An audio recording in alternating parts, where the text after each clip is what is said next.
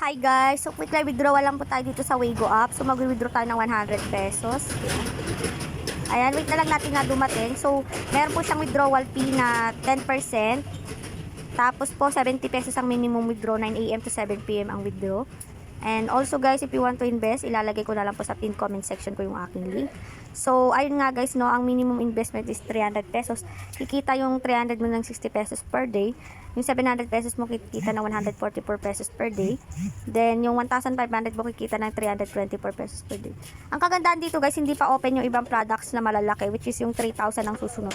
Ang daily niya 720. So kaya magtatagal pa to sa Waygo app, and maganda pa rin ito sa bayan now guys. So yun guys, once na pumasok na yung aking withdraw, pag nag-success na, ilalagay ko na lang po dito. So, yun na nga guys, pumasok na yung aking withdraw sa Waygo app, and meron po siyang 10% na withdrawal fee, kaya 90 pesos lang po yung aking na-receive. So, you have received 90 pesos of Gcash from.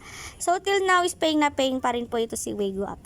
And ayun na nga guys, hindi pa open yung mga products nila na malalaki, kaya for sure tatagal pa to guys, and maganda pa ito sa bayan. If you want to invest guys, ilalagay ko na lang po sa pinned comment section ko yung aking link. And lagi nating pinapaalala, invest what you can afford to lose lang guys. And please subscribe to my channel for more videos and for more updates. Bye-bye. Thank you for watching.